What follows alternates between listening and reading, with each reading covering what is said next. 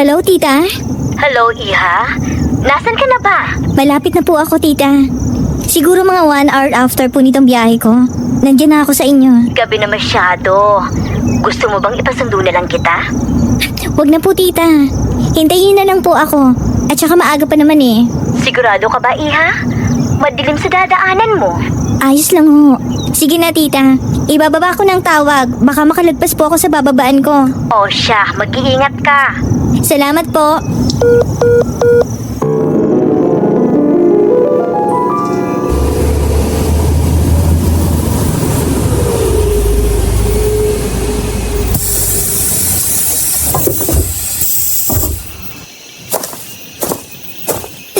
Ay, sa wakas, nakarating na rin.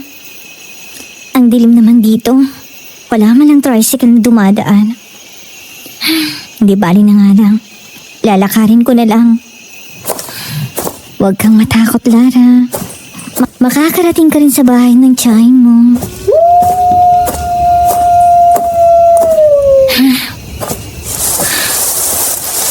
Sino yan?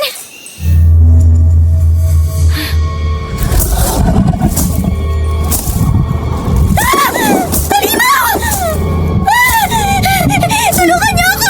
May aswang! Tulong! Diyos ko! Animal!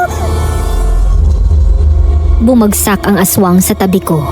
Napasigaw ako nang makita ko ang butas nitong ulo dahil sa tama ng bala. Lumayo ka sa akin! Bitawan mo ako! Lumayo ka sa akin!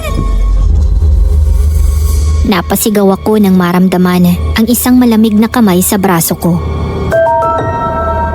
Miss, huwag kang matakot. Wala na yung aswang. Dinilat ko ang mga mata at bumungad ang mukha ng isang lalaki sa harapan ko. Sa sobrang takot ay bigla ko siyang niyakap. Salamat. Salamat sa pagligtas mo sa akin. Anong salamat? Hindi sapat ang pasalamat mo. May kapalit ang pagtulong ko sa'yo.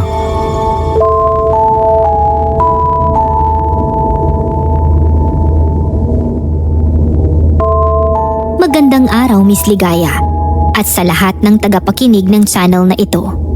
Ako nga pala si Lara, hindi ko tunay na pangalan.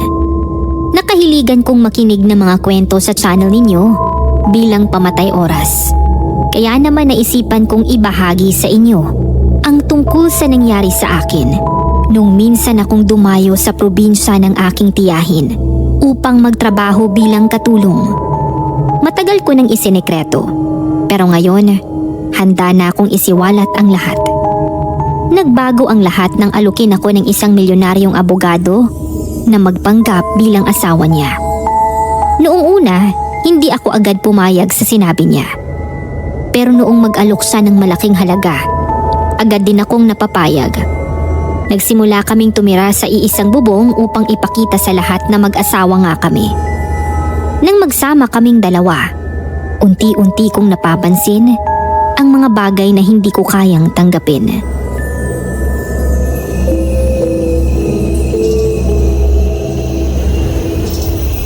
Anong kapalit ng pagtulong mo?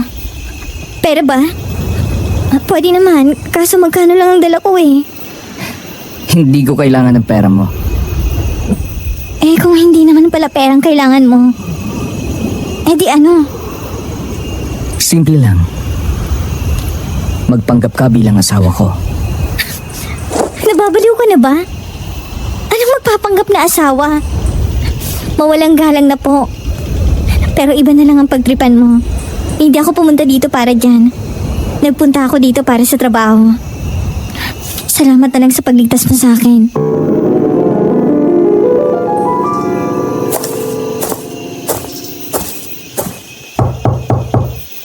Tao po?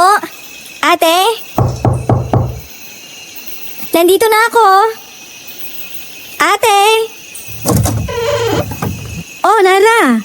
Butit nakarating ka na. Mukhang may kasama ka ata. Ay, hala. Magandang gabi ho. Good evening. Talagang sinundan mo pa ako, ha?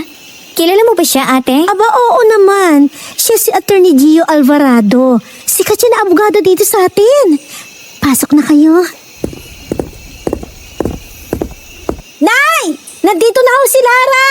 Sandali ha, kukuha lang ako ng tubig. Oh, eto. Oh, uminom na muna kayo ng tubig. Hindi na. Okay lang naman ako. Salamat ate. Upo muna kayong dalawa.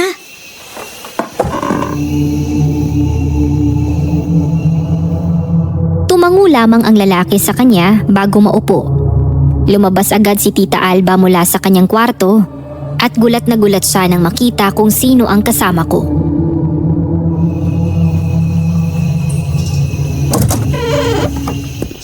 Bakit magkasama kayong dalawa?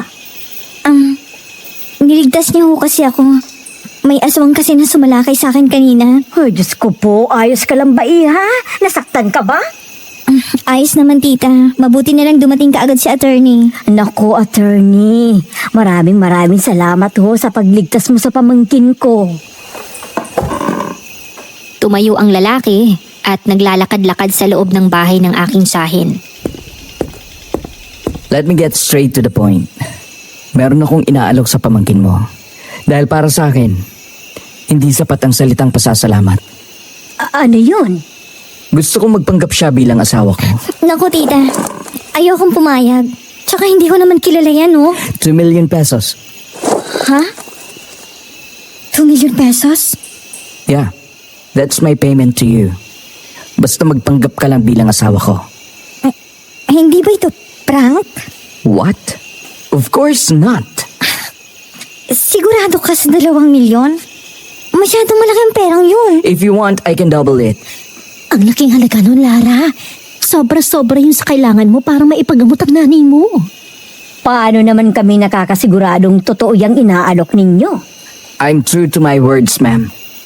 Pwe, kabag-abogado raw. Mga sinungaling. Lara, ang bunganga mo. Sorry po.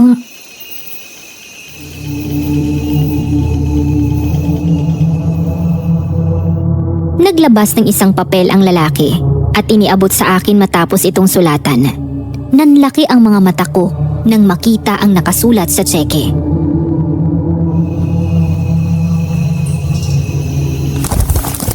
$4 million pesos? Ano? 4 million pesos na? Patingin nga ako. Patingin din ako. Lumapit si Tita Alba at Ate Mia para tignan ang laman ng tsekeng inabot sa akin. Kung ako sa'yo, papayag na ako. Saka ang gwapo niya, no? Tapos marami pang pera. Ewan ko sa'yo ate. Ano? Papayag ka ba o hindi? Aalis na lang ako para maghanap ng iba.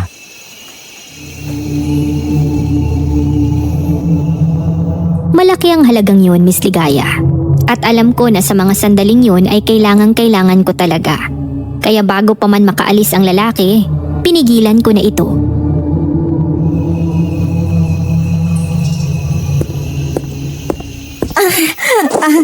Papayag na ho ako. Sigurado ka na ba? Sigurado na ho ako. Sige. Bukas, babalik ako dala ang kontrata. Hindi pwedeng sa salita lang tayo magkakasundo. Isang tango lamang ang sinagot ko sa kanya. Pagkaalis niya, tsaka ako nilapitan ni Tita Alba at Ate Mia.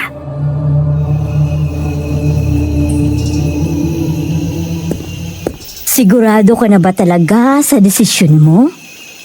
Opo tita. Tsaka sayang naman yun. Pwede kong magamit ang pera para mapagamot si nanay. At para mapag-aral din ang iba kong kapatid. Pwede ko rin kayang matulungan. Naku, wag na. Ayos lang naman kami ng nanay. Ikaw ang inaalala namin, no? Pero sa bagay, kahit ako papayag din. Ang gwapo noon kasi noon. Ay, naku, Mia. Ikaw na bata ka. Eh, totoo naman, Nay. Ang dami kayo may crush kay attorney dito sa baryo. Bukod kasi ang gwapo, matalino't mayaman pa.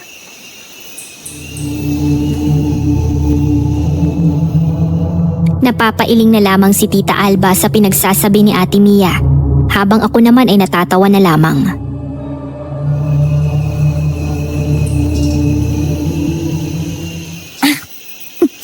ate talagang kulit. Ano? Tuloy na ba talagang desisyon mo? Opo, tita. Tsaka tama naman siya.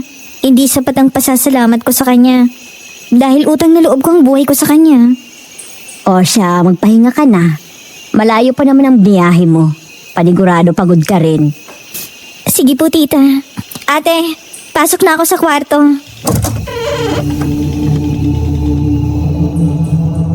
Tumango na lamang si Ate Mia sa akin. Pumasok na ako sa kwarto at inayos ko agad yung mga dala kong gamit. Habang ginagawa ko yon, hindi mawala sa isip ko ang tungkol sa aswang na sumugod sa akin. Kung hindi dumating ang lalaki, baka isa na akong malamig na bangkay nung gabing yun.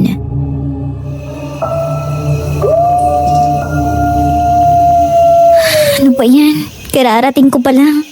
May mga kababalaghan na kaagad. Lara, matulog ka na ha. Huwag na magpupuyat ha. Opo ate, matutulog na rin ako. Tinatapos ko lang tong ginagawa ko. Hindi ko na narinig pang sumagot si ate sa akin. Nagpatuloy ako sa pag-aayos ng mga gamit hanggang sa nakatulog ako sa sobrang pagod sa biyahe. Kinabukasan, maaga akong nagising at ang una kong ginawa ay ang maligo at mag-asikaso sa umaga.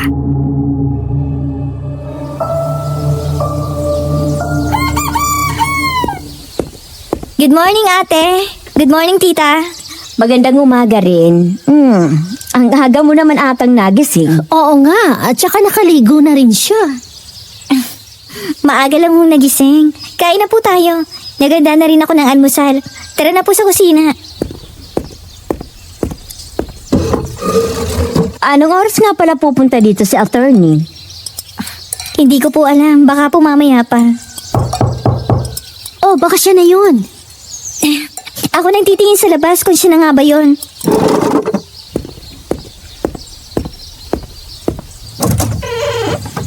Ay, akala ko siya na. Magandang umaga ho.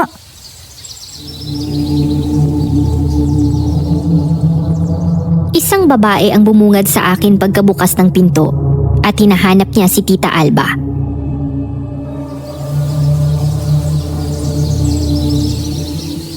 Sandali lang po. Tatawagin ko lang si tita.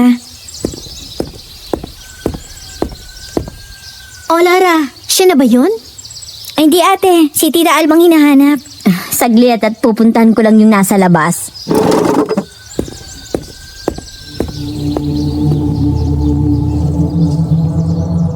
Lumabas na si Tita Alba para puntahan ang babae, habang kami naman ni Ate Mia ay nagpatuloy sa pagkain.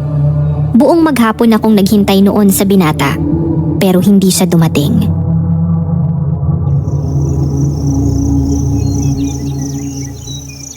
Darating pa kaya si attorney?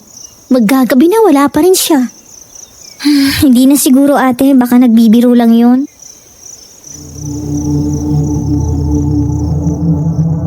Nanonood kami ng balita noon nang biglang may kumatok. Si Ate Mia ang nagbukas ng pintuan. Oh, attorney! Good evening ho. Pasok kayo. Pumasok na ang lalaki sa loob at nagulat ako nang makita ang malaking sugat sa kanyang braso.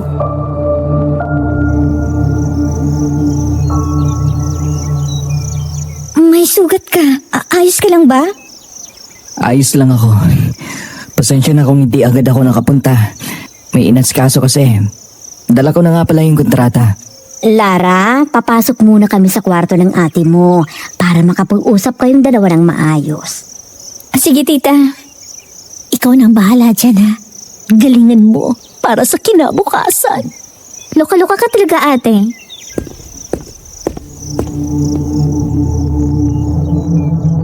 May sasabihin pa sana si Ate Mia sa akin, pero hinila na siya paalis ni Tita Alba.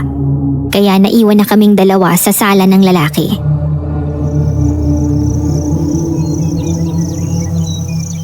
Upo muna kayo. Hindi pa tayo formal na nagkakakilala. I am Attorney Gio Alvarado. Lara po. Nilabas niya kaagad ang isang folder sa bag niya na agad niyang inabot sa akin. Pagkabukas ko noon, ay bumungad sa akin ang kontrata para sa pagpapanggap ko bilang asawa niya. Basahin mo. Tumango lamang ako sa kanya at sinimulan ang pagbabasa ng kontrata.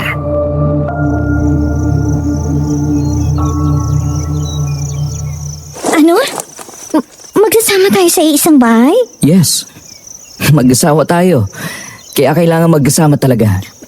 Pero, hindi pwedeng magkasama sa isang kwarto? Busy akong tao. Tsaka maraming kwarto sa bahay ko. Okay.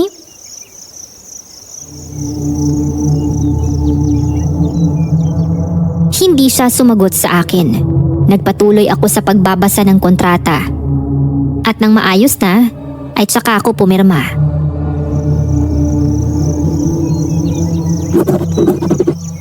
Kailangan natin magmukhang totoo sa harap ng ibang tao. Malinaw? Opo. Ano bang kailangan kong gawin? Simple lang. Kapag may bisita o nasa labas tayo, tawagin mo akong asawa. Huwag mong ipapakita na hindi tayo close. Kaya ko yan. Siguro. Kunin mo na mga gamit mo. Bakit?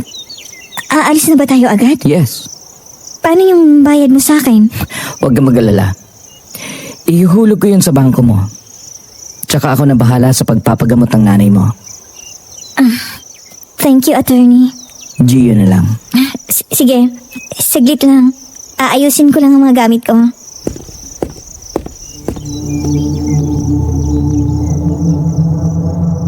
Aaminin ko, sobrang desperada na ako ng mga araw na yon, Miss Ligaya.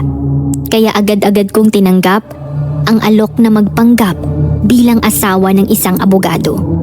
Nagpaalam na rin ako kina Tita Alba at Ate Mia bago umalis kasama si Gio.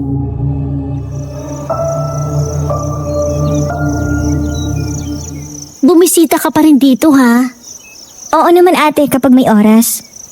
Gusto ko lang sana walang makaalam ng tungkol dito. Makakaasa ho kayo, attorney. Thank you, Manang. Lara, let's go.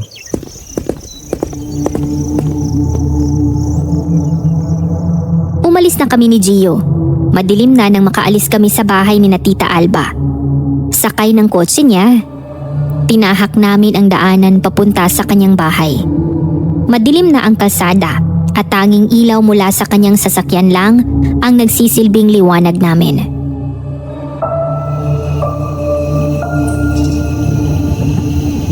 Ano nga pala yung nangyari doon sa aswang na sumugod sa akin? Bakit mo natanong? Curious lang ako. Di ba napatay mo siya kagabi? Nasaan na yung katawan niya? Huwag mo nang hanapin yung wala na. Ang mahalaga, ligtas ka. Ang sungit naman.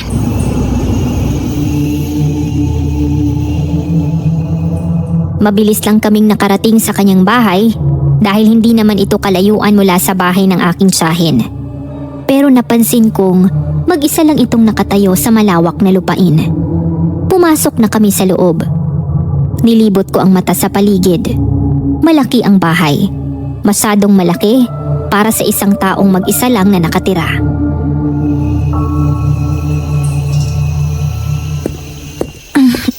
Ang laki naman ng bahay mo. Hindi ka ba natatakot dito? Hindi. At saka sarili ko tong bahay. Bakit naman ako matatakot? Masyadong malaki tong bahay mo. Tapos wala ka malang kasama. Kaya ko naman ang sarili ko.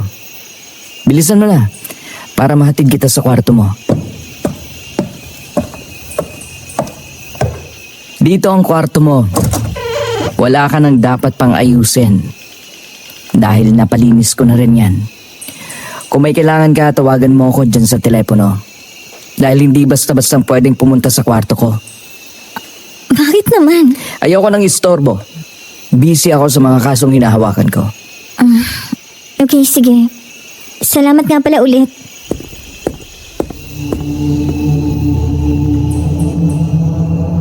At doon ay nagsimula ang pagpapanggap namin ni Attorney Gio. Mabilis na kumalat sa baryo ang tungkol sa aming dalawa. Maraming nagtataka noon tungkol sa akin, kaya naman kapag may mga bisita o kaya may pupuntahan kami, Talagang nagpapanggap ako bilang asawa niya.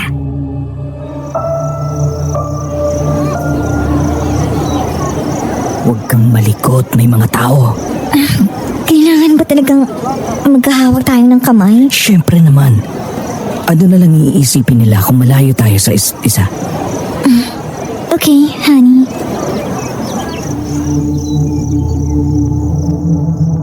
Napangiwi siya sa sinabi kong yun at mahigpit niyang hinawakan ang kamay ko.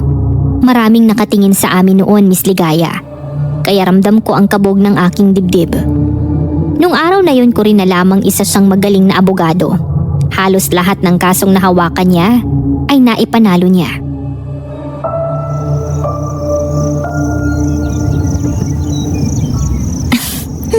Ang galing mo, no? Bakit naman? Narinig ko kanina sa mga tao na magaling ka raw na abogado.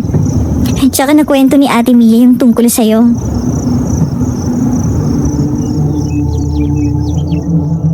Nasa sasakyan na kami noon at pauwi na sa kanyang bahay. Nag-aagaw ang liwanag at dilim habang bumabiyahe kami.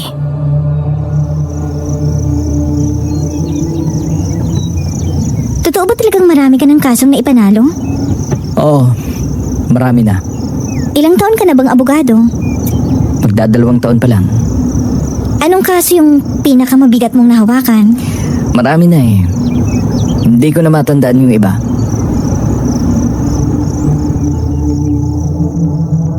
Tumango ako at ngumiti na lamang sa kanya. Nagpatuloy na lamang siya sa pagmamaneho. Naghiwalay kami ng landas pagkarating sa kanyang bahay. Siya, dumiretso sa kanyang opisina, habang ako naman ay nasa kwarto na. Ay, sukas. Makakapagpahinga na rin. Makapanood na nga lang para hindi ako maburyo. Buong gabi akong nasa kwarto nung gabing yun para manood ng mga pelikula. Mabilis na lumipas ang oras. Hindi ko namamalayang ilang pelikula na ang napapanood ko. Ay, nakakaantok naman. Napagdesisyonan kong patayin na lang yung cellphone ko. Inayos ko ang paghiga at unti-unti akong nilamon ng antok hanggang sa pumikit na ang mga mata ko.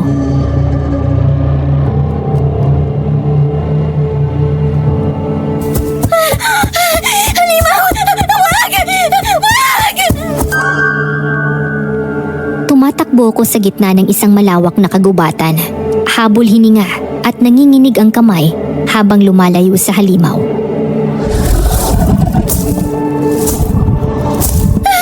Tulong! Tulong! May halimaw! Tulong! Nagpatuloy ako sa pagtakbo nun, palayo sa halimaw na humahabol sa akin hanggang sa unti-unti na ako nitong lapitan. Pero sa isang iglap, nawala na lamang ito. Wag! Lumayo ka sa akin! Halimaw! Naputol ang pagsigaw ko nang magising akong pawis na pawis. Ramdam ko ang malakas na tibok ng aking puso. Bumangon ako noon para tignan ang oras sa aking cellphone.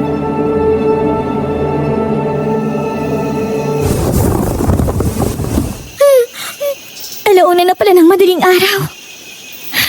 Ano yung panaginip ko? Bakit may halimaw na humahabol sa akin? Akala ko totoong hinahabol ako ng halimaw.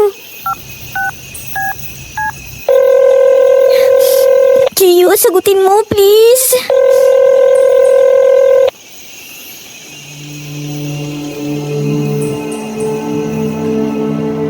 Takot na takot ako noon, kaya naisipan ko siyang tawagan. Pero hindi siya sumagot sa akin. Pupunta na nga lang siya. Bumaba ako para pumunta kay Gio, pero wala siya sa kanyang kwarto. Kaya naman pinuntahan ko siya sa kanyang opisina.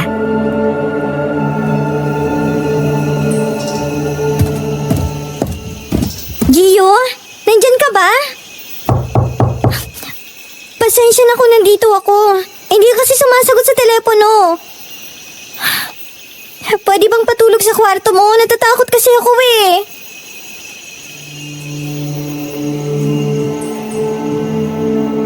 Hindi siya sumagot sa akin kaya naisipan kong baka tulog na siya noong mga oras na yon. napagdesisyonan kong bumalik na lamang sa kwarto ko sa kabila ng takot na nararamdaman ko.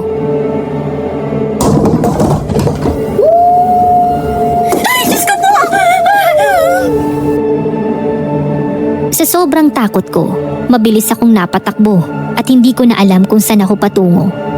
Pero bago pa man ako makalayo, isang malamig na kamay ang humawak sa akin. Ako to!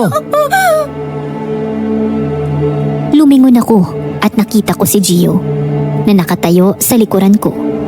Hindi ko alam kung paano na lang siyang biglang nandoon.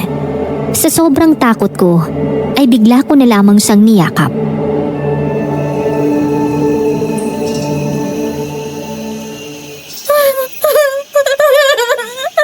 Saan ka ba galing?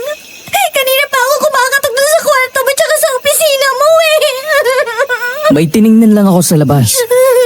Ano bang nangyari? At saka gabing-gabi na, bakit gising ka pa? Nanaginip kasi ako na hinahabol ako ng halimaw kaya gusto ko sana makitulog muna sa kwarto mo. Alam mong hindi pwede. Please, please. Isang gabi lang talaga. Oh, bakit may dugo ka sa damit mo? Anong nangyari? Bakit may dugo? May tinulungan lang ako sa labas kanina. Nasugatan kasi. Akala ko naman kung ano na nangyari sa'yo. Masyado ng gabi. Bumalik ka na sa kwarto mo. Sandali lang. Kahit isang gabi lang, please. Natatakot talaga ako. Sige na nga. Pero doon ka matutulog sa opisina ko. Oo, salamat. Bilisan mo na.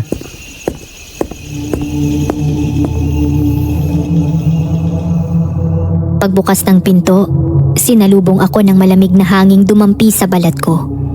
Pagpasok sa loob, bumungad ang mga estante ng makakapal na librong nakahilera na para bang matagal nang hindi ginagalaw. Sa gitna ng silid, nakalatag sa mesa, ang makakapal na bunton ng mga papeles.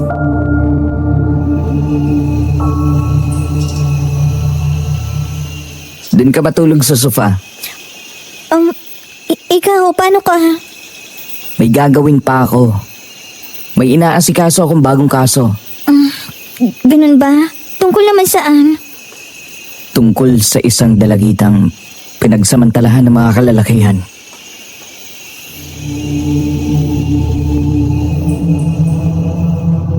Nanlamig ang katawan ko sa kanyang sinabi, Miss Ligaya. Para bang may halong galit ang bawat pagbigkas niya.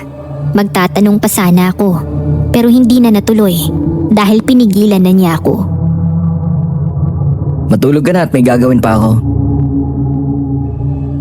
Sumunod na lamang ako sa kanyang utos, kahit na may bigat pa rin sa aking dibdib. Mabilis na lumipas ang araw.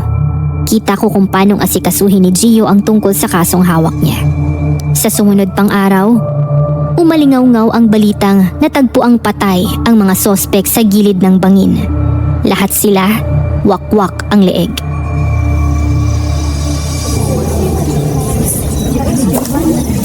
Diyos ko po, grabe naman yung ginawa sa mga lalaki. Oh, ano nangyari sa kanila, ate? Sila yung suspect sa kasong hawak ni Gio ah. Sigurado ka ba? Oo, ate. Nakita ko yung mga picture nila dun sa bahay ni Gio. Ay, Diyos ko. Ang lala ng ginawa sa kanila. Sa itsura ng mga bangkay nila, mukha silang inatake ng isang aswang.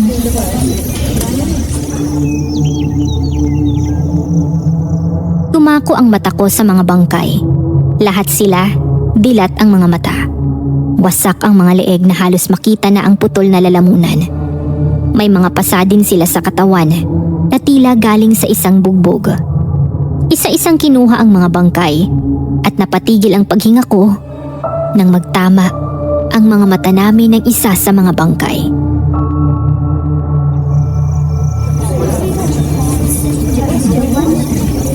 Ang lala ng ginawa sa kanila. Parang hindi basta-basta halimaw ang sumugod sa kanila. Mukhang matindi ang galit. Kawawa naman. Ay, tara na nga, Lara. Buti pa umuwi na tayo at nag-aantay na sa atin si nanay.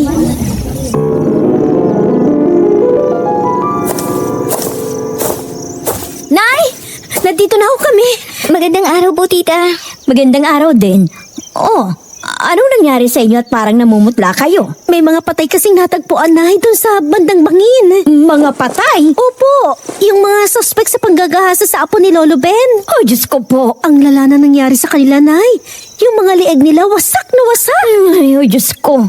Kaawa-awa naman ang mga sinapit nila.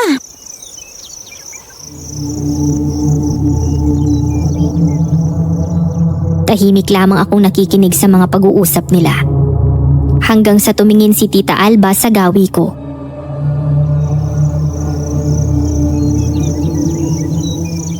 Hindi bang asawa mong may hawak sa kasong yun? Nanalo ba sila?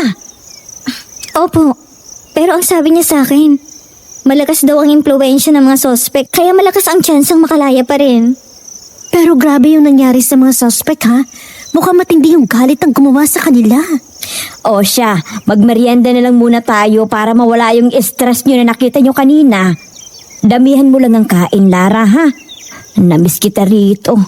Ang busy mo na magmula nung sumama ka sa abogadong yun. Si tita talaga.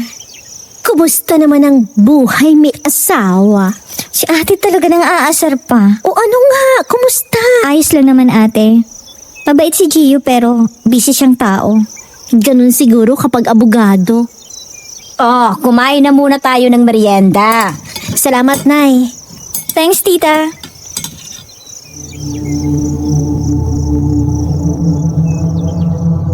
Nakangiting tumango lamang sa amin si Tita Alba. Buong araw akong nasa bahay nila para makipagkwentuhan. Bandang hapon na nang maisipan kong umuwi sa bahay ni Gio. Pagkarating ko doon, naabutan ko siyang nagbabasa ng dyaryo.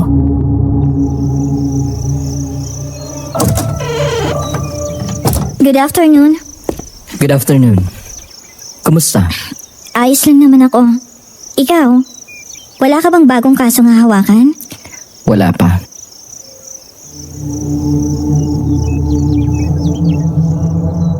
Umupo ako sa harapan niya. Ramdam ko ang malamig na simoy ng hangin na nagmumula sa labas. Tahimik lang siyang nagbabasa noon nang bigla kong sabihin sa kanya yung tungkol sa mga natagpuang patay.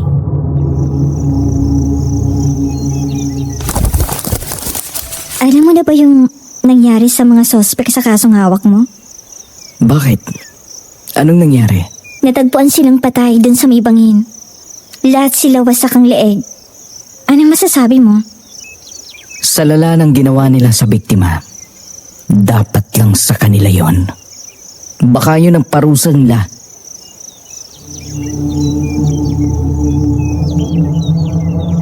Napatingin ako sa kanya. Baka sa mukha niya ang matinding galit. Ramdam ko ang bigat sa mga salitang sinabi niya.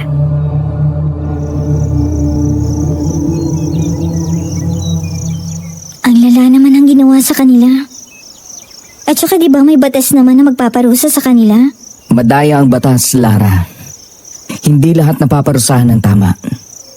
Kaya yung nangyari sa kanila, kapalit yun ng masasamang ginawa nila sa kanilang kapwa. Sa bagay. Pero nakakatakot pa rin talaga. Huwag mo nang isipin yun. Kumusta palang pagbisita mo sa tiyahin mo? Ayos lang naman. Sige, aakyat na muna ako sa kwarto.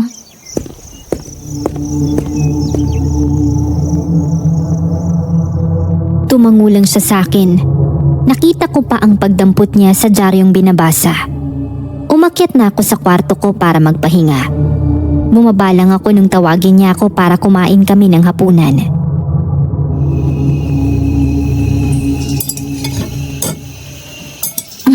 Thank you. Wala yun. Sige na, kumain ka na dyan.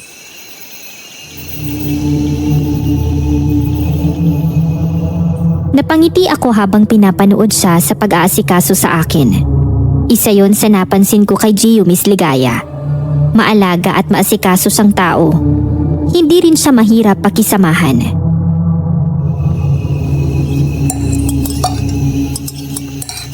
Kumusta pala yung pagpapagamot ng nanay mo? Ayos lang naman. Salamat pala sa pera. Pagkatapos sa ating kumain, pwede bang ikaw na lang maghugas? Nagkakausapin kasi akong bagong kliyente. Tsaka sa susunod na araw pala, isasama kita sa munisipyo. Sige po.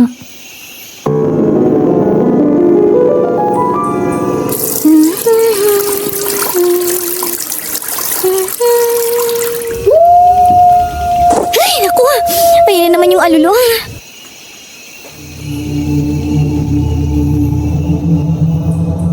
Mabilis ko lang na tinapos ang paghuhugas at dumiretso na ako sa kwarto.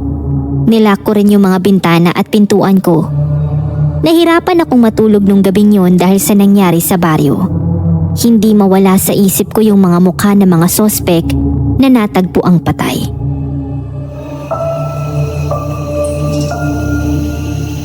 Ay, ang boring. Makapunta na nga lang kay Gio. Gio? Pwede bang pumasok muna? Promise, hindi ako manggugulo sa'yo. Hindi lang kasi talaga ako makatulog eh. Gio, nandyan ka ba?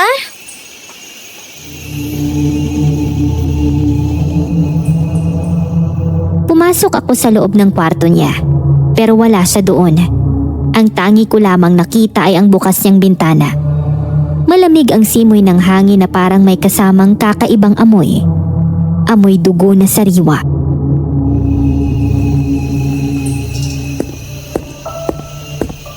Bakit bukas yung bintana niya? Tsaka, nasa na ba yung lalaking yun?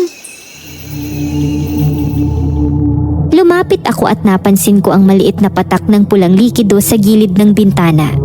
Sa takot ko, agad kong isinara yun. Pero ramdam ko ang malamig na kamay ng hangin na tila humahaplos sa batok ko. Ah, Diyos ko, dugo ba ito? Napaigtad ako at mabilis na umatras. Kinapkap ko ang cellphone ko at sunod-sunod na tinawagan si Gio. Pero wala siyang sagot. Nanlalamig na ang kamay ko, kaya napagdesisyonan kong bumalik na lang sa kwarto ko at ilock ang pinto. Hindi ko na alam kung anong oras akong nakatulog noon. Kinabukasan, maaga akong nagising at naabutan kong nagkakape na si Gio sa kusina.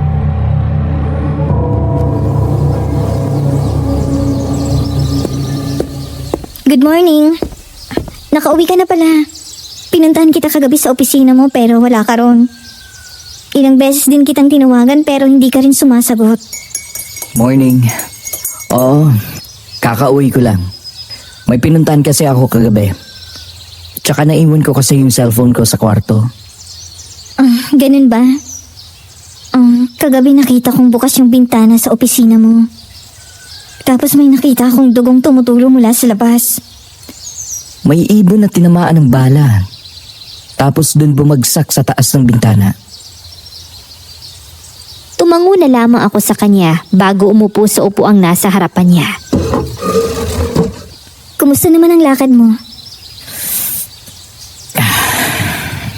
Ayos lang naman. Tsaka pala, mag-asikaso ka na. Ay pupuntan tayo. Saan naman? Sa birthday ng isa kong katrabaho. Pasensya ka na, biglaan din. Sige. Kakain lang muna ako bago mag-asikaso. Anong oras ba dapat makaalis? Dapat mga alas 10 makaalis na tayo.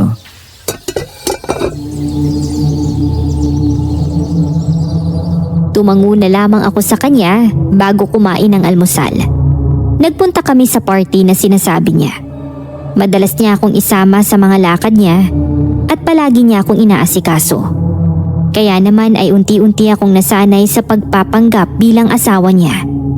Hanggang sa nakikita ko na ang sarili kong nahuhulog na sa kanya.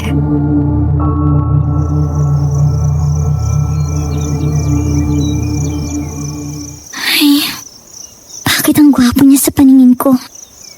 Nagkakagusto na ba ako sa kanya? Lar, Ay, ano ka ba? Bakit ba bigla ka nalang sumusulpot sa kung saan? gulat na gulat ka naman. Tsaka bakit parang may binubulong ka? Wala lang yun. May kailangan ka ba? Pupunta ako sa palengke. Baka gusto mo sumama. Sige, isasama ako.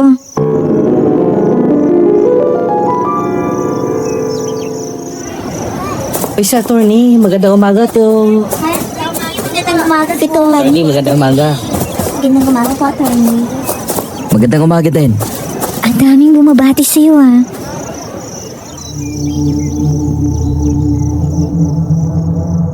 Nasa palengke kami noon para mamili nang bigla na lamang siyang pagbabatiin ng mga tao. Tahimik lamang siyang naglalakad. Habang ako naman, panay lang yung daldal sa kanya.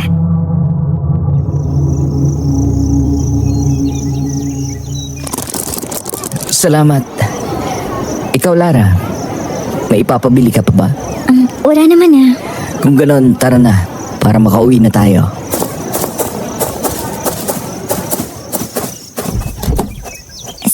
Salamat. Kilalang kilala ka talaga dito, no?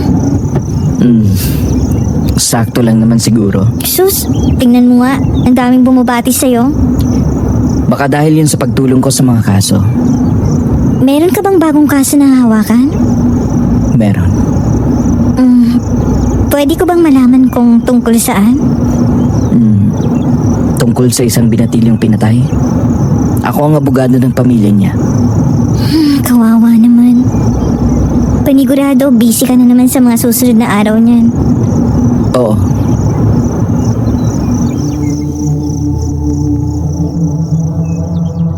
Hindi na ako sumagot pa sa kanya.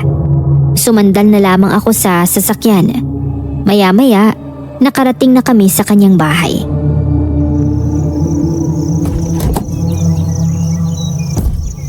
Anong ulam ang gusto mo?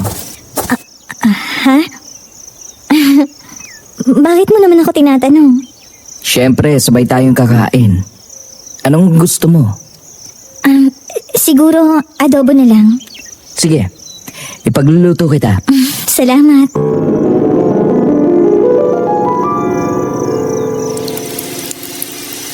Lagyan natin ng patatas yung adobo para mas masarap. Mabuti pa nga.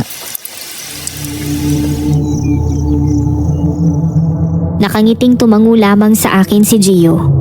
Nasa kusina kami noon para maghanda ng hapunan. Pagkatapos maluto ng ulam, ay sabay na kaming kumain ng hapunan.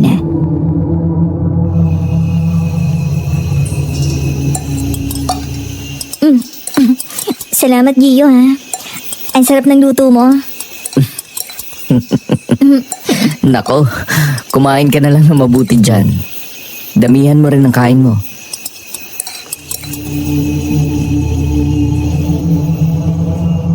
At doon ko mas lalong naramdaman na nagiging mas malapit na ang puso ko sa kanya. Muling nanalo si Gio sa kasong hawak niya. At inaya niya ako nung araw na yon para kumain sa labas.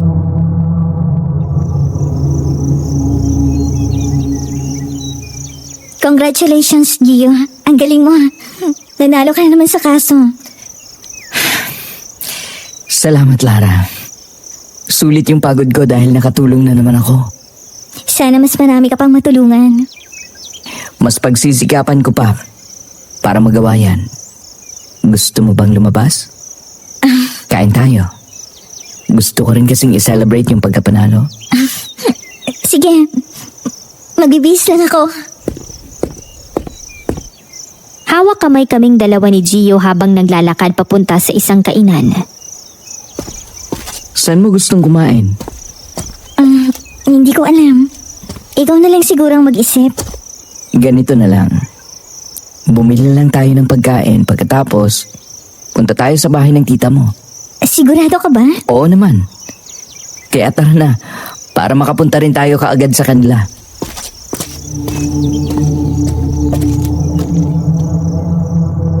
Bumili lang kami ni Gio ng mga pagkain bago pumunta sa bahay ng aking tiyahin. Pagdating doon ay naabutan ko sina Tita Alba at Ate Mia na nag-uusap sa may sala.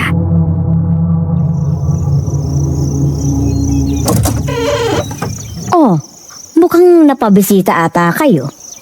Magandang araw, tita. Hello, Ate Mia. Magandang araw ho. May dala kaming pagkain ni Lara para sa inyo. Naku, nag-abala pa talaga kayo. Pakila pagdalan dyan sa lamesita. Oh, bakit napabisita kayo? Si Gio pa nag-ayang pumunta dito.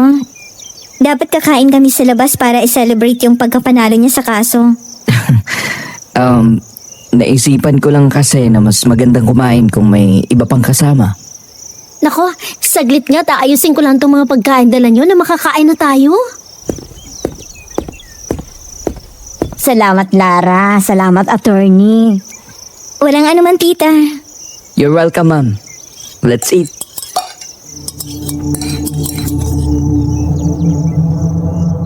Nagsimula kaming kumain noon at magkwentuhan. Pinag-usapan namin ang tungkol sa pagkapanalo ni Gio sa kasong hinawakan niya.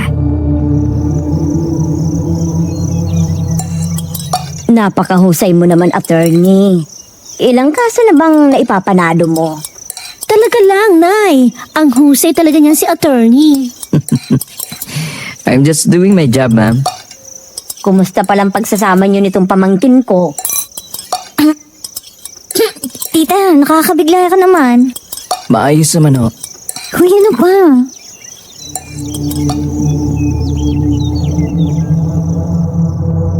Hinawakan kasi ni Gio ang kamay ko sa harapan ng tiyahin at pinsan ko. Pilit ko pang tinatago ang ngiti ko noong mga sandaling yun.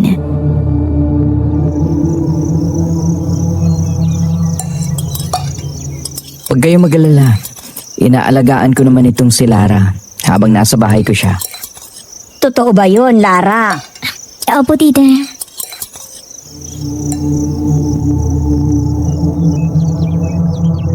Pagkatapos kumain, tinulungan ko si Ate Mia sa kusina para magligpit ng mga pinagkainan namin.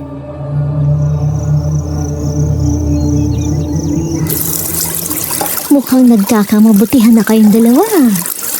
Hindi naman siguro, ate. Oh, Jesus! Eh bakit parang kinikilig ka sa kanya? Tsaka iba na yung kilos mo, ha? Ate naman. Alam mo naman kailangan ko magpanggap bilang asawa niya. Ang defensive naman. Tapusin na nga lang natin tong gawain.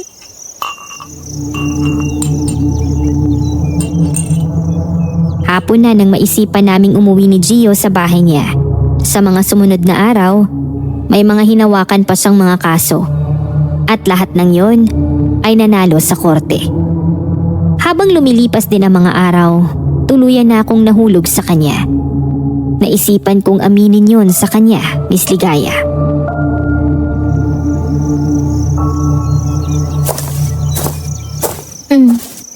May sasabihin sana ako sa'yo. Hmm? Ano yan? Kasi... Ay, ang hirap pala ng ganito. Ano yung sasabihin mo, Lara? Gusto kita, Gio.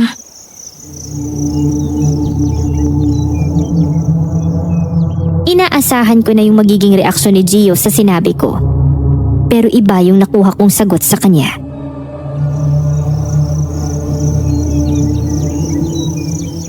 Talaga? Kung ganun, gusto rin kita, Lara. Ano sabi mo? Gusto mo rin ako? Oo. Gusto kita.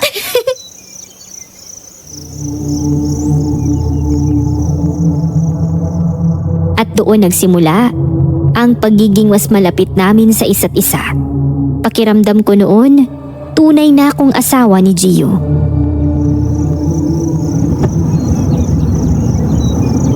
Nagustuhan mo ba yung kinain natin? Oo naman. Salamat pala. Hayaan mo. Sa susunod, mas marami pa tayong pupuntahan na magkasama.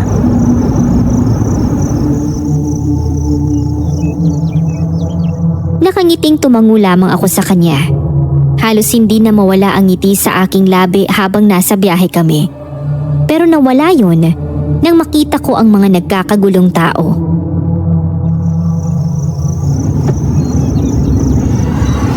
Anong meron? Bakit nagkakagulo sila? Huwag mo nang tingnan.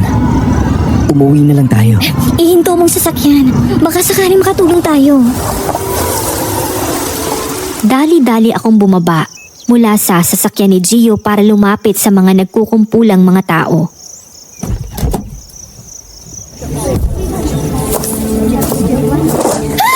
Diyos ko! Anong nangyari sa kanya?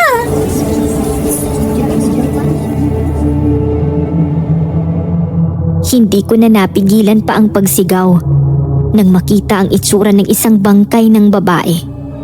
Wasak ang leeg nito at halos maputol na rin yung ulo. Nakalawit din ang dila nito at may mga pasa sa muka.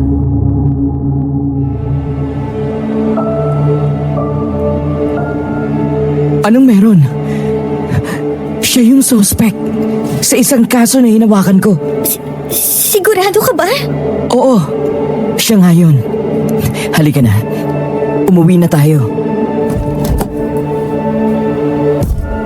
Nakauwi na kami ni Gio pero hindi pa rin nawala sa utak ko ang itsura ng bangkay. Nasa kusina kami noon ni Gio at pinag-uusapan ang tungkol sa nakita naming dalawa.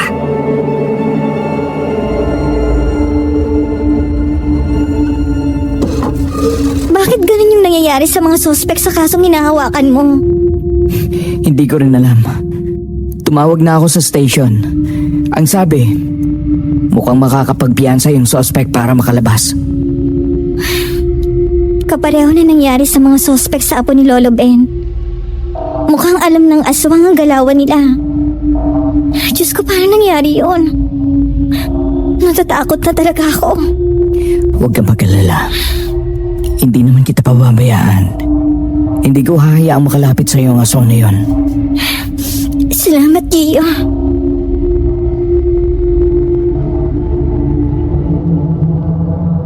Simula nung gabing yun, pinanghawakan ko na ang sinabi ni Gio sa akin. Pakiramdam ko, ligtas din ako sa piling niya. Pero may mga napansin ako sa kanya. Kagaya na lang ng madalas niyang pag-alis tuwing gabi. Gio? Nasaan ka? Gabi noon nang bumaba ako mula sa kwarto para puntahan si Gio sa kanyang opisina. Alam ko kasi kapag ganung oras ay nandoon siya para sa kanyang trabaho. Gio, nandyan ka ba? Papasok na ako, ha? Naglakad-lakad ako sa loob ng opisina niya. Pero wala talaga siya. Maski anino niya, hindi ko man lang nakita. Nasaan naman bang lalaking yun? Naging madalas ang pag-alis ni Gio sa gabi. Kaya naman hindi ko na naiwasan pang itanong sa kanya ang tungkol doon.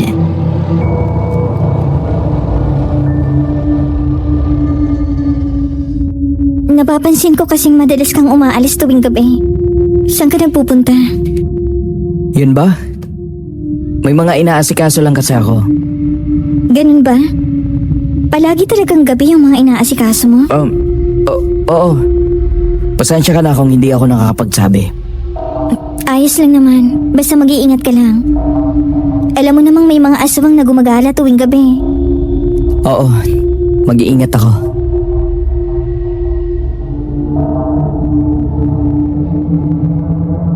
Pero hindi lang doon natapos ang pag-alis niya tuwing gabi. Isang araw, napansin ko na naman ang dugo sa laylayan ng kanyang damit.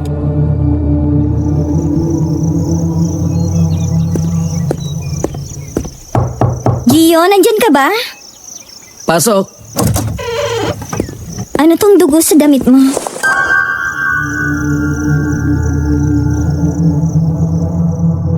Nakita ko ang pagbigat ng kanyang balikat at bahagyang gulat sa mukha niya.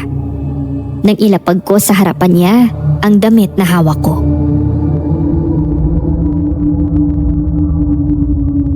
Ano ba talaga yung ginagawa mo, Gio? Lagi kang umaalis sa gabi. Tapos ayan, may dugo pa sa laylayan ng damit mo. Wala namang nabalitang aksidente dito sa atin. Lara, huwag ka na mag-isip ng kung ano-ano. Nasugatan lang ako nung may pinuntahan ako. Saan ka nga nagpupunta? Lara, pwede ba huwag ka na magtanong? Hindi mo kailangan malaman ang lahat. Nag-aalala naman ako sa'yo, Gio. Tayo magkasama sa isang bahay. Tumayo si Gio mula sa kanyang kinauupuan at lumapit sa akin para yakapin ako. Magtiwala ka lang sa akin, Lara. Paano ako maniniwala sa'yo kung gano'n ang mga ginagawa mo? Basta magtiwala ka lang. Hindi ko hahayaang masaktan ka. Kahit ako pa mismo.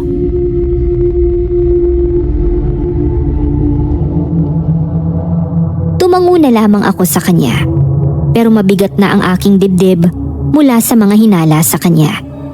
Ramdam kong may tinatago siya. Pero hindi ko mawari kung ano man yun. Lalabas muna ako. Pasensya ka na. Hindi kita masasamahan. May ginagawa kasi ako. Ayos lang. Lumabas ako sa bahay ni Gio para maglakad-lakad. Ramdam ko ang malamig na simoy ng hangin na dumadampi sa aking balat. Tila ba may nagmamasid sa akin nung mga oras na yon.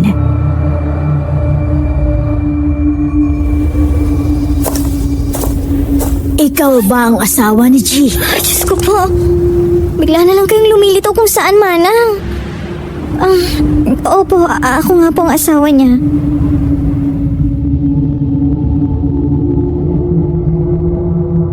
Isang matandang babae ang biglang lumitaw sa harapan ko. Napalunok ako nang umiti siya sa akin at makita ang mga bulok niyang ngipin. Maputla rin yung balat niya. Mahaba ang itim niyang buhok. Tuyo rin ang kanyang labi na parang hindi pa nadadapuan ng tubig. Bakit ho ninyo na itanong? Hindi siya sumagot sa akin. Sa halip, binigyan niya lamang ako ng isang makahulugang ngiti bago umalis.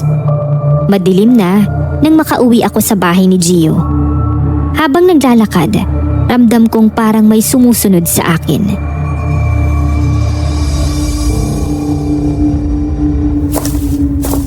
Ay, sa wakas. Nakarating na rin. Halos habulin ko ang paghinga nang makarating ako sa bahay ni Gio. Ramdam ko ang malakas na tibok ng aking puso. Oh, anong nangyari? Bakit parang hinahabol ka? Parang may sumusunod kasi sa akin kanina. Sigurado ka ba? Sandali nga. Titingnan ko lang.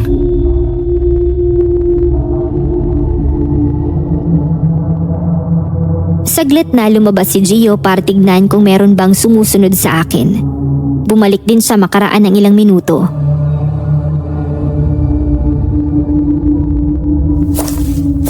Wala namang tao. Baka ligaw na hayop lang yung sumusunod sa'yo. Siguro nga. Halika na sa loob. Samahan mo ako magluto para sa hapunan.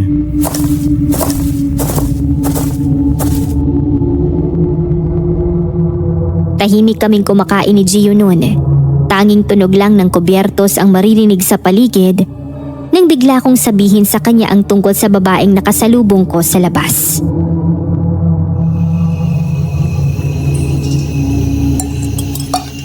May babae ako nakasalubong kanina sa labas. Tapos tinanong niya ako kung ako bang asawa mo. Anong sabi mo? Sinabi kong asawa kita. Pero alam mo, parang nakakatakot yung itsura niya. Anong itsura? Parang kaidaran siya ni Tita Alba. Tapos mahaba yung buhok niya. Basta, nakakatakot yung itsura niya. Si Milet. Anong sabi mo? Wala.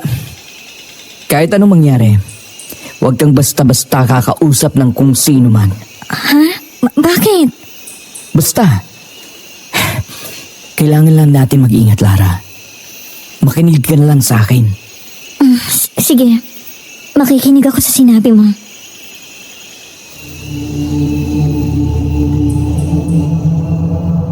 Nagpatuloy kami sa pagkain ni Gio. Hindi siya umalis nung gabing yun. Kinabukasan, inaya ako ni Ate Mia na mamasyal. Naglalakad kami noon nang muling lumapit sa amin ang babaeng nagtanong sa akin kung ako ba ang asawa ni Gio.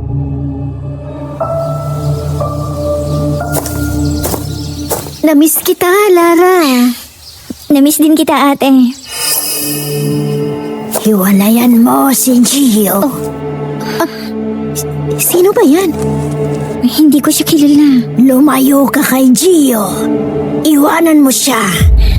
Hindi ko lalayuan ang asawa ko. Magsisisi ka sa desisyon mo. Sinisigurado ko yan. Umalis na ang matandang babae. Pero muli itong lumingon sa pwesto ko. Napalunok ako nang makita ang nanlilisik niyang tingin sa akin. Ate, tara na. Ano yun? Bakit parang galit na galit siya na asawa mo si Gio? Hindi ko nga alam, ate.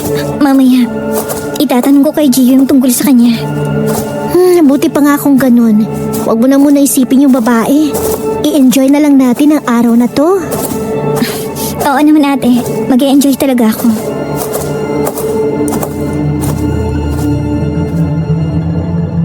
Pilit na ang saya ko nung oras na yon dahil sa kabang nararamdaman ko. Inabot ako ng hapon sa labas kakagala kasama si Ate Mia. Pag uwi sa bahay, agad kong itinanong kay Gio ang tungkol sa matandang babae.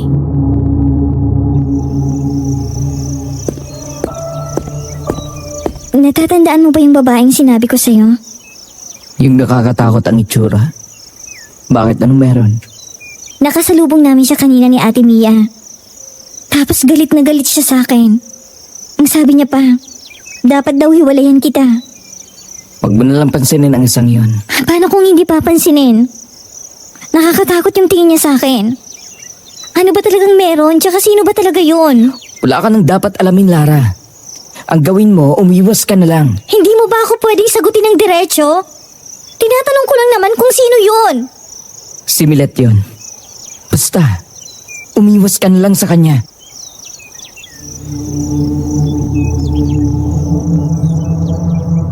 Ramdam ko ang bigat sa aking dibdib habang binibigkas ni Gio ang mga salitang yun. Pero naging magaan ang pakiramdam ko nang lumapit siya sa akin para yakapin ako.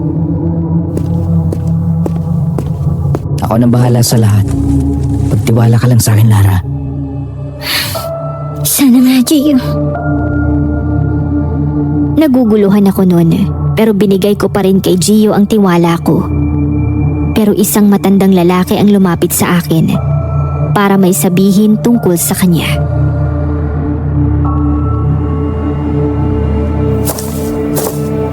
Ikaw ba ang asawa ni Gio? Oh, ako nga ho. Sino kayo? Ako si Ruel. Magandang araw po. Ako naman si Lara. May kailangan ba kayo sa asawa ko? Mali ka ng sinabahan, Iha. Hindi mo dapat pinagkakatiwalaan ang kagaya niya. Habang maaga pa, lumayo ka na sa kanya. Mahal ko ho siya. Kaya hindi ko susundin ang sinasabi niyo sa akin. Kung hindi ka naniniwala sa akin, ikaw na mismong umalam tungkol sa kanya. Basta ako, nagbigay na ako ng payo sa'yo at babala na hindi ka ligtas sa katulad niya.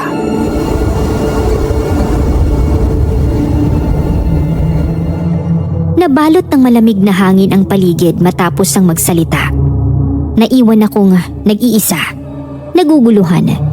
Ngunit pinilit kong huwag paniwalaan ang kanyang mga sinabi. Para sa akin, si Gio ay mabuting tao. Siya ang lalaking minahal ko. Pinakita niya sa akin na wala naman akong dapat na ikabahala. Pero unti-unti kong matutuklasan ang kababalaghang bumabalot sa kanyang pagkatao.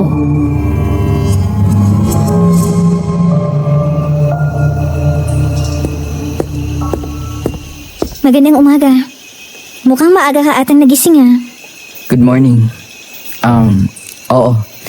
May bago kasi akong hahawakang kaso. Kaya heto, maaga akong gumising. Galingan mo Good luck. Salamat. Naalis na pala ako. Kailangan ko pang makausap yung kliyente ko. Ingat ka. Salamat. Ikaw na bahala dito sa bahay, ha?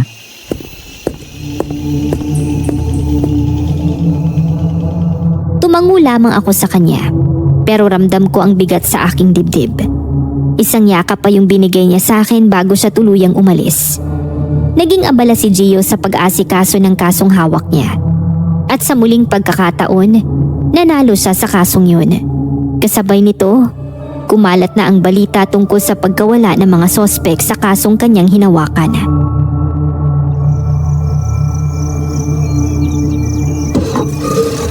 Nawawala daw ang mga suspect sa kasong hinawakan mo. Alam mo na ba yun? Oo. Huwag mo nang isipin pa yun. Ang mahalaga, nanalo ako sa kaso. Pero Gio, palaging ganun ang nangyayari. Hindi naman yata tamang parusahan ng ganun ng mga suspect. Pwede ba, Lara? Huwag na nating pag-usapan pa yan. Labas na tayo dyan.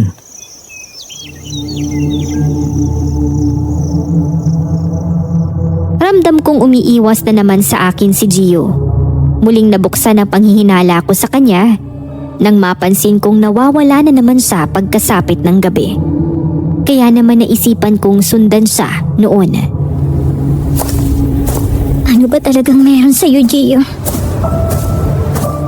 Nagpatuloy siya sa paglalakad hanggang sa lumusot siya sa isang eskinita. Napunta siya sa isang abandonadong bahay na tila hindi napupuntahan ng mga tao. Pumasok siya sa loob habang ako naman ay nagtago upang tignan siya.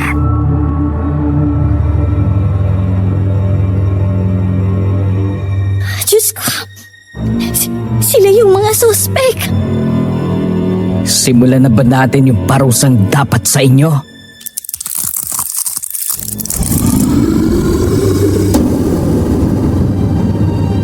Nanlaki ang mga mata ko at tila tumigil ang mundo ko nang makita ang pagpapalit anyo ni Gio sa harapan ng mga lalaking nakatali. Unti-unting nabali ang leeg niya. Ang kuko niya ay humaba. Ang mga ngipin niya ay tumulis na parang lagari. Ang balat niya ay kumulubot at nagkulay abo. Malayong malayo ang itsura niya sa lalaking kaharap ko araw-araw. Sa lalaking minamahal ko.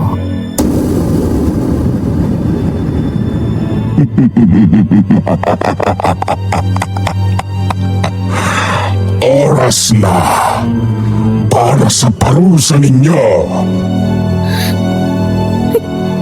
Hindi maaari. Hindi ito totoo. Hindi.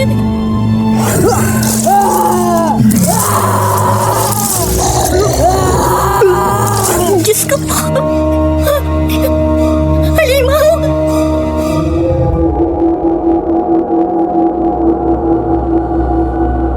Kitang-kita ko kung paano niyang lapain ang leeg ng mga lalaking nakatali sa upuan. Madiin ang kagat niya na halos bumaon ang ngipin niya sa leeg ng mga lalaki.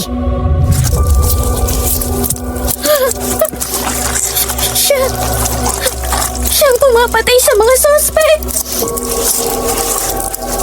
Tumigil ang mundo ko sa takot. Ang lalaking minahal ko ay isa palang halimaw.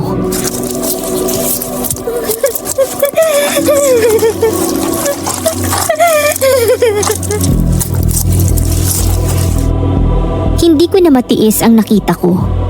Tumakbo ko sa dilim. Ang puso ko'y parang sasabog na sa kaba. Hindi ko alam kung saan ako pupunta. Basta ang alam ko, kailangan kong makaalis sa halimaw na nasa harapan ko.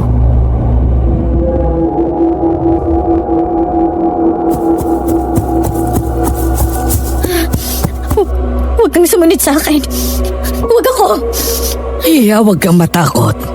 Sumama ka sa akin. Hindi ka ligtas sa lugar na to. Dinala ako ni Lolo Ruel sa isang abandonadong kubo upang doon kausapin.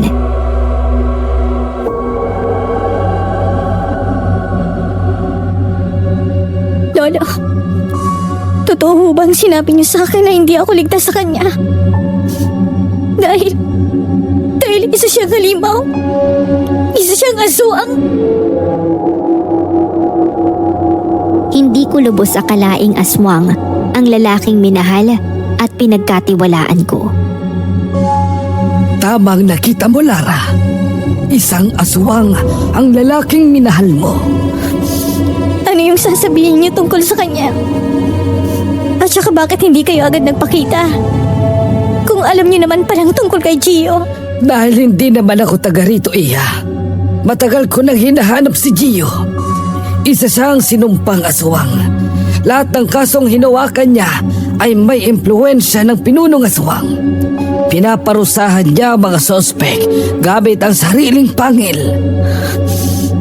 Kaya pala namamatay yung mga sospek sa kasong hinahawakan niya. Hayop siya. Masyado niya akong napaniwala sa pagiging mabuti niya. Nagpakita na ba sa'yo si Milet? Opo. Anong meron sa kanya? Panigurado galit siya sa'yo. Dahil ikaw ang asawa ni Gio sa mata ng mga tao. Hindi ko maintindihan. Bakit namin siya magagalit? Dahil si Milet ang pinuno ng mga aswang. At ang anak niya ang dapat ipapakasal kay Gio. Pero tumakas siya. Mag-iingat ka, Iya. Baka sa susunod ay suguring kanila upang patayin. Kaya pala inalok niya ako maging asawa noon. Upang takasan ang pagpapakasal niya sa isang aswang. Oo, upang makatakas siya sa sumpang nakakabit sa kanya. May maitutulong po ba kayo sa akin? Gustuhin man kitang matulungan pero hindi na kaya ng katawan ko. Masyado na akong matanda para labanan ng mga aswang. At saka, matagal na akong tumigil sa pag-aalbularyo. Dati ho kayong albularyo. Oo, Iha. Pero hindi ko na kaya pa. Anong gagawin ko? Kailangan mo nang makatakas dito bago pa sumugod si Milet. Salamat ho sa pagsasabi sa akin. Aalis na po ako. Mag-iingat ka, Lara.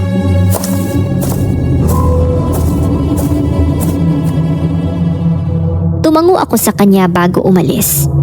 Madilim ang daanan habang naglalakad ako. Papalayo pa lang sana ako, pero nakasalubong ko ang hindi ko inaasahan. Si Milet. Kumikinang ang dilaw ng mga mata. Matalas ang kuko. Buhaghag ang kanyang buhok at tumutulo ang kanyang laway habang nakatingin sa akin.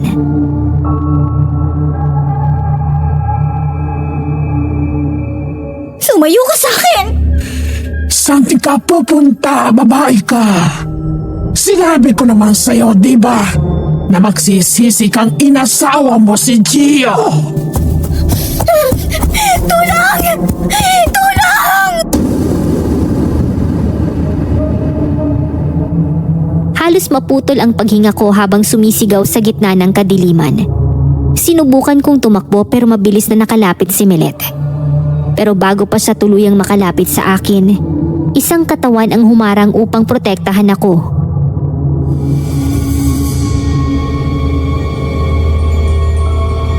Lola Ruel! Lara, tumakas ka na!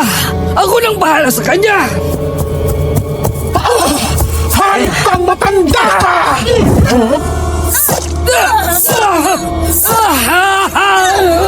Lara! Kunin mo ang itak! May halong dasal yan! Magagamit mo yan upang protektahan ang sarili mo! Natataranta kong kinuha yung itak na sinasabi ni Lolo Ruel. Mahigpit ko itong hinawakan habang umiiyak.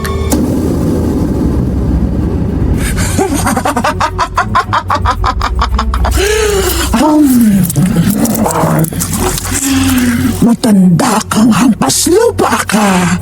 Wala nang laban ang kagaya mo sa akin.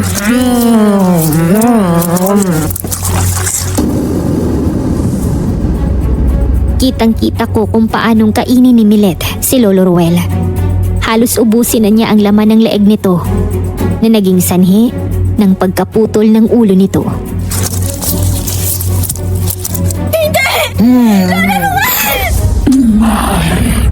Sinabi ko naman sa'yo na pagsisisihan mo ang desisyon mo.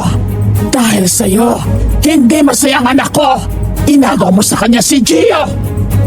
Hindi ko totoong asawa si Gio! Pakiusap! Huwag mo akong patayin! Sinungaling ka! Papatayin kita!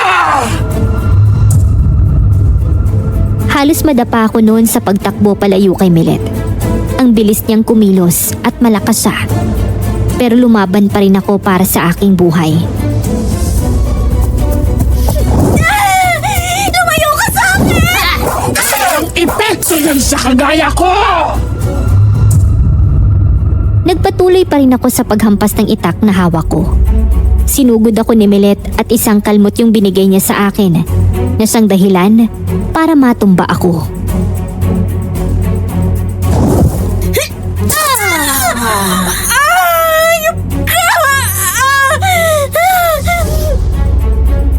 Sa kabila ng pagiging sugatan ko, nagawa ko pa ring tagain si Milet sa kanyang braso. Hayop ka! Tumayo ako noon kahit sugatan na ako. Tumakbo ko noon ang pagkabilis-bilis upang makatakas sa kamay ni Milet.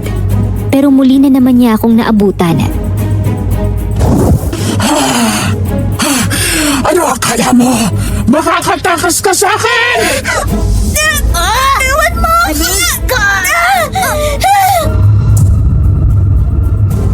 niyang hinawakan ang buhok ko. Sa mga oras na yon, inaasahan ko na talaga ang kamatayan ko. Pero dumating si Gio para iligtas ako.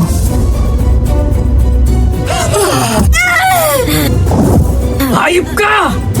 Huwag mo siyang sasaktan! Traitor ka, Gio! Niloko mo kami! Lapastangan ka! Nagpakasal ka sa babaeng yan! Galit na galit akong itinuro ni Milet. Nanlilisik ang mga mata niyang nakatingin sa akin. Hindi ko siya asawa! Lara! Asawa mo ko! Hindi kita asawa! Wala akong asawang halimaw! Halimaw? Anong sinasabi mo? Kaya pala naamoy ko ang dugo mo kanina. Akala ko wala lang yun. Alam ko nang tungkol sa'yo! Ikaw ang aswang na pumapatay sa mga sospek! At siguradong papatayin mo rin ako! Kaya mabuti ba magkamatayan na tayong lahat! Inigpitan ko ang hawak na itak at itinutok ko yon sa kanila. Lara, makinig ka. Hindi kita magagawang saktan. Dahil mahal na mahal kita. Mahal natin ang isa't isa, di ba? Hindi! Hindi ako magmamahal ng isang halimaw na kagaya mo! Walang hiya ka, Gio! Ako ang dahilan kung bakit nananalo ka sa kaso. Tandaan mo, lahat ng nahawakan mong kaso ay may impluensya ko. Pagkatapos ganito ang susukli mo sa akin, hindi mo pinakasalan ang anak ko! Dahil hindi ko mahal ang anak mo, Milet. Ayoko makasal sa kanya. Aalis ako sa sumpang ito. Hindi naman talaga ako aswang dapat eh. Sinumpan niyo lang ako. Ang sumpang yan ay matagal nang nakakabit sa pamilya Alvarado. Kaya hindi ka na makakatakas pa! Kung ganon, ako ang tatapos sa sumpang yun! Sa gitna ng madilim na lupain, nagsimulang maglaban sina Gio at Milet. Traitor ka! Papatayin ko kaya ng babaeng ipinalit mo sa anak ko! Hindi ko hahayaang masaktan mo siya! Hindi hinayaan ni Gio na makalapit si Milet sa akin. Hindi ako makaalis noon dahil sa labis na takot na dumadaloy sa aking katawan. Gio! Isa kang taksel! Pinili mong ipagtanggol ang babaeng yan kaysa sa sarili mong lahi! Hindi ko kayo kalahi! At hindi ko hayaang saktan ninyo si Lara! Mas tumindi ang laban ni Milet at Gio. Pareho silang malakas at hindi nagpapatalo. Lumipas pa ang ilang sandali at unti-unti na silang naging sugatan. Parehong nanghihina ang kanilang katawan habang nagsasagupaan. Mamatay ka na! Mamatay ka na! Pareho nilang bumaon ang kamay sa katawan ng isa't isa. Ang kamay ni Gio ay tumagos sa tiyan ni Milet na siyang dahilan ng pagkamatay nito.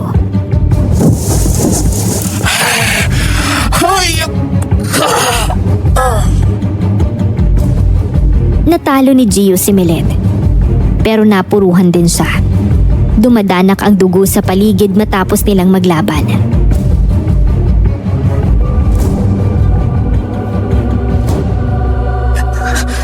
Lara, ligtas ka na.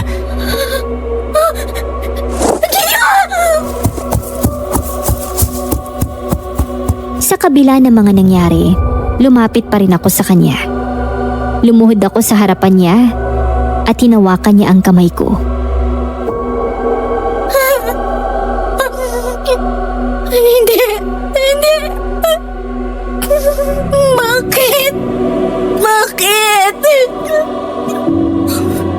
Lara, patawarin mo sana ako. Patawarin mo ako kung hindi ko agad nasabi sa iyo ang tungkol sa akin. Alam kong nagsinungaling ako sa iyo. Pero totoo kitang minahal. Ginusto ko ring makaalis sa pagiging aswang. Kaya palagi akong umaalis sa gabi upang makahanap ng sagot. Dahil gusto kong maging asawa na talaga kita. Huwag ka nang magsalita. Huwag ka nang magsalita. Pakiusap. Mahal kita, Lara.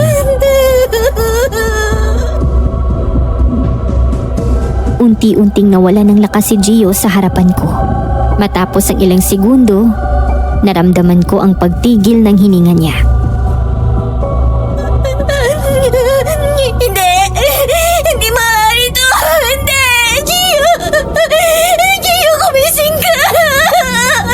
Kumising ka!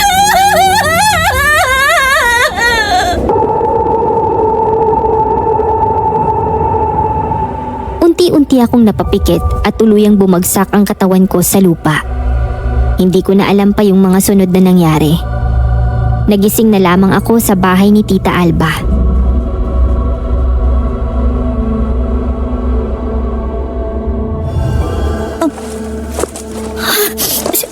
Si Gio! Lara, kumusta ang pakiramdam mo? Ilang araw kang tulog? Talaga. Tita, nasan si Gio? Patay na siya. Matagal mo na bang alam na isa siyang aswang? Hindi ko alam. Nalaman ko na lang din nung nakaraan. Paano niyo nalaman ang nangyari? Natagpuan kayo sa malawak na lupain. Pare-pareho kayong sugatan. Pero ikaw lang ang buhay. Si Gio, hindi ko lubos akalain na isa siyang aswang. Sa totoo lang, marami nagulat sa tunay niyang pagkatao. Hindi ko akalaing nagmahal ako ng isang aswang. Pero inaral niyang buhay niya sa akin. Hindi niya ako inayaang masaktan. Madaming nagalit sa kanya pero ang iba ay tinuring siyang bayani. Gusto kong bumalik sa bahay niya. Sasamahan kita papunta doon. Sinamahan ako ni Ate Mia sa bahay ni Gio. Pagpasok sa loob, doon ko napagtanto ang lahat. Tunay akong umibig sa kanya. At talagang nabulag ako doon dahil hindi ko napansin ang mga mali kay Gio. Mahal din kita, Gio. Salamat sa magligtas mo sa akin. Paalam. Hanggang sa muli.